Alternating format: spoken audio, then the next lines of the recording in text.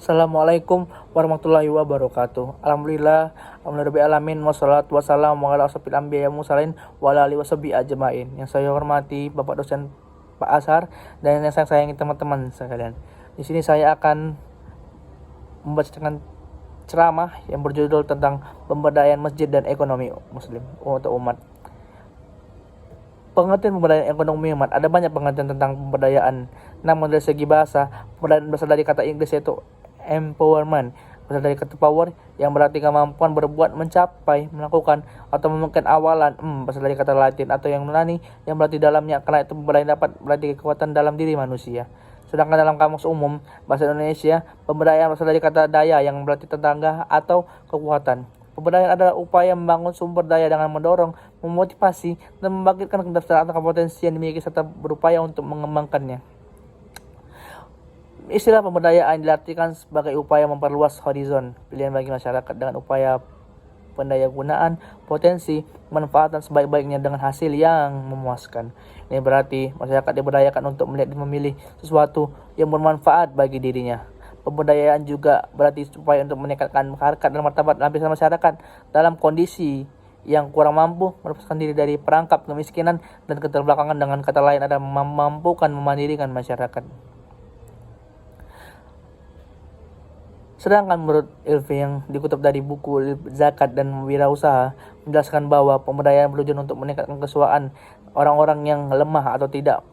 Menurut Sweet dan Levin, pemberdayaan menuju pada usaha pengelolasikan kembali kekuasaan melalui pengubahan struktur sosial. Menurut Rashford, pemberdayaan adalah suatu syarat dengan mana rakyat organisasi dan komunitas diarahkan agar mampu menguasai. Menekankan pemberdayaan bahkan bahwa orang yang memperoleh keterampilan, pengetahuan, dan kekuasaan yang cukup untuk mempengaruhi kehidupannya dan kehidupan orang lain yang menjadi perhatiannya.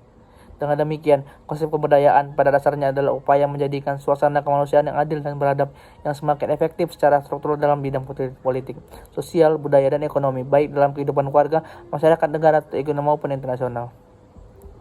Ada beberapa pengertian mengenai ekonomi umat. Pertama, ekonomi umat identik dengan ekonomi pribumi Indonesia yang jumlahnya 97% dari jumlah penduduk Indonesia, sedangkan umat Islam sendiri 87% dari total jumlah penduduk. Konsekuensi dari pengertian ini adalah jika dilakukan pembangunan nasional yang merata secara vertikal dan horizontal, maka hal ini berarti juga pembangunan ekonomi umat Islam.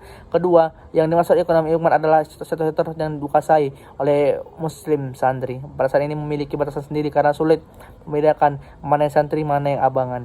Indikator ini sering digunakan untuk melihat sektor ekonomi umat. Kita bisa melihat pada UKM yang dikelola oleh Muhammadiyah, NU, Persis, dan lain-lainnya. Ketiga, ekonomi umat adalah badan-badan yang dibentuk dan dikelola oleh gerakan Islam.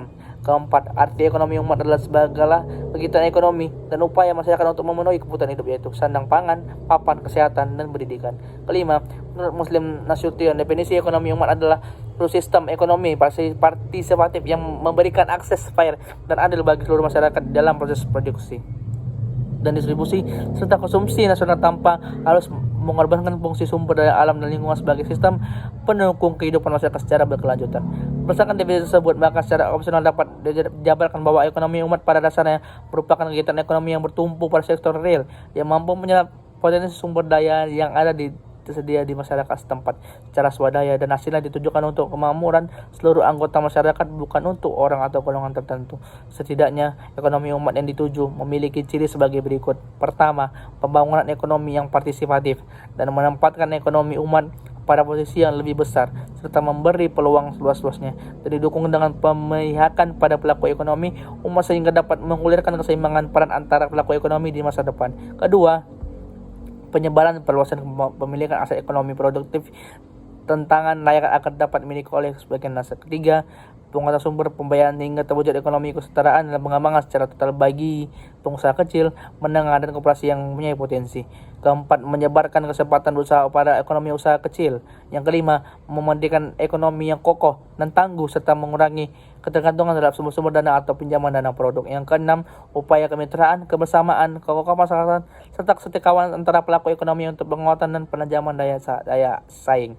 Yang ketujuh, kebijaksanaan industri pemerintah lebih menentukan berarti dalam pengembangan kekuatan industri rakyat yang saling mempunyai keterkaitan dan ketergantungan pada industri besar. Ke-8, kebijakan pengembangan industri dapat beriringan dari kawasan sekitar perkotaan dengan daerah pedesaan.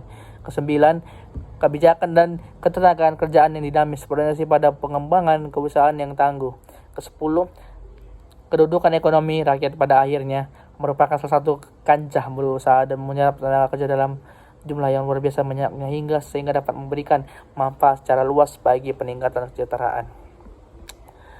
Tujuan dari pemberdayaan ekonomi umat adalah membentuk individu dan masyarakat menjadi lebih mandiri, di mana kemandirian tersebut meliputi kemandirian pajak, kemudian berpikir, bertindak, dan mengendalikan apa yang mereka lakukan tersebut. Kemandirian masyarakat adalah suatu kondisi yang dialami masyarakat yang ditandai oleh kemampuan untuk memikirkan, memutuskan, serta melakukan sesuatu yang dipandang tepat demi mencapai pemecahan masalah-masalah yang dihadapi dengan mempergunakan daya kemampuan yang terdiri kemampuan kognitif, konatif, psikomotif, afektif dengan pengarah sumber daya yang dimiliki oleh lingkungan internal masyarakat tersebut. Pemberdayaan ekonomi umat mengandung 3 misi, yaitu pertama, misi pembangunan ekonomi dan bisnis. Yang kedua, etika dan ketentuan hukum syariah yang harus menjadi ciri kegiatan ekonomi umat Islam. Yang ketiga, hukum syariah yang harus menjadi ciri kegiatan ekonomi Islam sehingga menjadi sumber dana pendukung dakwah Islam yang dapat ditarik melalui zakat, infak, sedekah, dan wakaf sehingga menjadi bagian dari pilar perekonomian umat Islam. Mungkin di sini yang saya sampaikan, lebih dan kurang saya Muhammad. Wassalamualaikum warahmatullahi wabarakatuh.